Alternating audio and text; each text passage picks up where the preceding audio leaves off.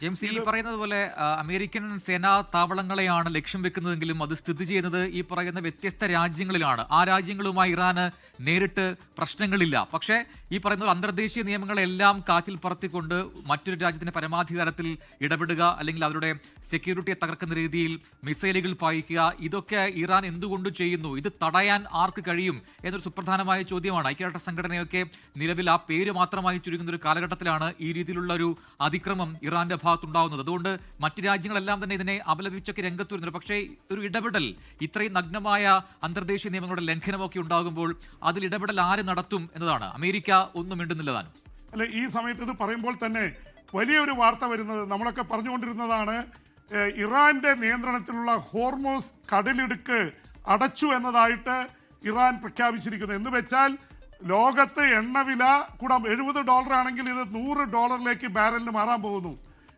$100 ഒരു ബാരൽ എന്ന് പറയുന്നത് 158 ലിറ്ററാണ്. ആ ലിറ്റർ എന്ന് വെച്ചാൽ നമ്മുടെ ഇവിടെയൊക്കെ നാളെ പെട്രോളിന്റെ വിലയും ഡീസലിന്റെ വിലയൊക്കെ കൂടാൻ പോവുകയാണ്. അപ്പോൾ ഹോർമൂസ് കടലിടുക്കിലൂടെയാണ് ലോകത്തിലേക്കുള്ള 20% പെട്രോളും ഡീസലും എണ്ണയൊക്കെ പോയിക്കൊണ്ടിരിക്കുന്നത്. അതാണ് അടച്ചിട്ടാൽ ഒരുപക്ഷെ എത്ര ദിവസം അത് അടച്ചിടുമെന്ന് അറിയില്ല. എന്തായാലും ഹോർമൂസ് കടലിടുക്ക് അടച്ചിട്ടു എന്ന് പറഞ്ഞാൽ നേരത്തെ സൂയസ് കനാലൊക്കെ അടച്ച സംഭവങ്ങളൊക്കെ നമുക്കറിയാവുന്നതാണ് നാസറിൻ്റെയൊക്കെ കാലഘട്ടത്തിൽ. അപ്പോൾ ഹോർമൂസ് കടലിടുക്ക് അടച്ചു കഴിഞ്ഞാൽ എണ്ണയുടെ നീക്കത്തെ, അത് ഇന്ത്യ അടക്കമുള്ള രാജ്യങ്ങൾ, ഇന്ത്യ, ചൈന, അതുപോലെ തന്നെ മറ്റ് ആഫ്രിക്ക, ലാറ്റിൻ അമേരിക്കയിലേക്കൊക്കെ ഉള്ള എണ്ണയുടെ പോക്കിനെ ബാധിക്കുകയാണ്. ഗൾഫ് രാജ്യങ്ങളിൽ നിന്ന് ലോകത്തിൻ്റെ വിവിധ ഭാഗങ്ങളിലേക്ക് പോകാനുള്ള എണ്ണയുടെ നീക്കത്തെ തടയാൻ പോവുകയാണ്. ഹോർമൂസ് കടലിടുക്ക് അടച്ചു എന്ന് പറയുന്നത്, അത് പറഞ്ഞു ഞങ്ങൾ യുദ്ധത്തിലേക്ക് നീങ്ങിയാൽ അത് അടയ്ക്കുമെന്ന് പറഞ്ഞിരുന്നു. അപ്പോൾ ഒരു ഭാഗത്ത് ഹൈപ്പർസോണിക് മിസൈൽ ഉപയോഗിക്കുന്നു, അവർ ഈ തരത്തിൽ ഹോർമൂസ് കടലിടുക്ക് അടയ്ക്കുന്നു. ചൈന ഭീഷണിയുമായിട്ട് രംഗത്തിറങ്ങുന്നു. ചൈന രംഗത്തിറങ്ങുമോ ഇല്ലയോ എന്നറിയില്ല, കാരണം ഈ ഭീഷണി വെനിൻസുലയിൽ അവർ മുഴക്കിയതാണ്, അനങ്ങിയില്ല. പക്ഷെ അത് അമേരിക്കയുടെ ബാക്ക് യാർഡായിരുന്നു എന്ന് പറയാം. പക്ഷെ ഇത് ചൈനയെ സംബന്ധിച്ചിടത്തോളം ചൈനയുടെ ബാക്ക് യാർഡാണ് ഇറാൻ. ഇറാനുമായിട്ട് അത്ര അടുത്ത ബന്ധമാണുള്ളത്. റഷ്യയെ സംബന്ധിച്ചിടത്തോളം റഷ്യ ഉക്രൈനുമായി യുദ്ധത്തിലാണ്.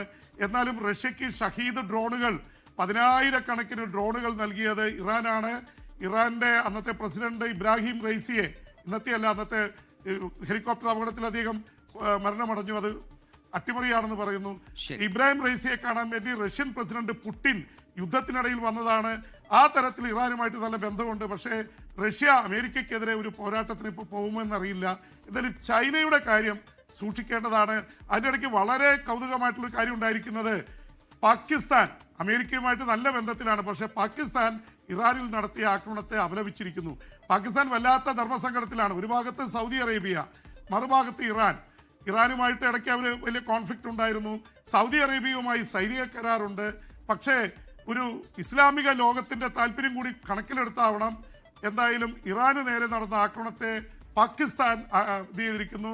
ഇന്ത്യ ആശങ്ക പ്രകടിപ്പിച്ചിട്ടുണ്ട്, പക്ഷെ അത്രയും തീവ്രമായി പ്രതികരിച്ചിട്ടില്ല, ആരുടെയും പക്ഷം ചേർന്നിട്ടില്ല. ഈ തരത്തിൽ ആക്രമണങ്ങൾ ഉണ്ടാകുന്നതിൽ ഇന്ത്യക്കുള്ള ആശങ്ക ഇന്ത്യ അറിയിച്ചിട്ടുണ്ട്. അപ്പോൾ ഈ തരത്തിൽ ഒരുപാട് കാര്യങ്ങൾ ഇപ്പോൾ നടന്നുകൊണ്ടിരിക്കുകയാണ്. ടെൽ അവീവിൽ നമ്മൾ ക്ലസ്റ്റർ ബോംബുകളെ കുറിച്ച് പറഞ്ഞതാണ്. ഒരു ബോംബ് വന്നാൽ അയൺ ഡോം തടഞ്ഞാൽ അത് അപ്പം തന്നെ പൊട്ടിത്തെറിച്ചു പോകും.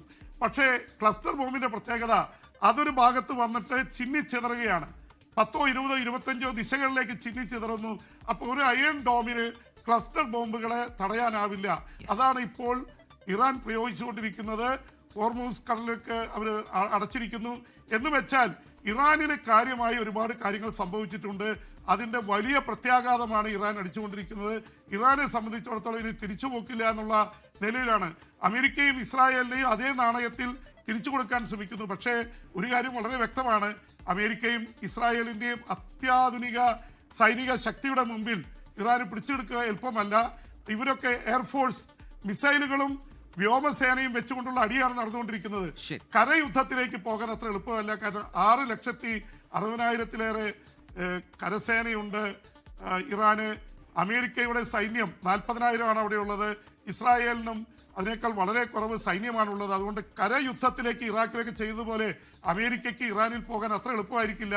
ഇറാനും ഇറാഖും ഏറ്റുമുട്ടിയപ്പോൾ ഒരു കാര്യം വ്യക്തമാണ്, എത്ര കാലമാണ് യുദ്ധം നീണ്ടു നിന്നത്. അതുകൊണ്ട് ഇറാൻ ഫൈറ്റേഴ്സാണ്, എളുപ്പമല്ല കാര്യങ്ങൾ.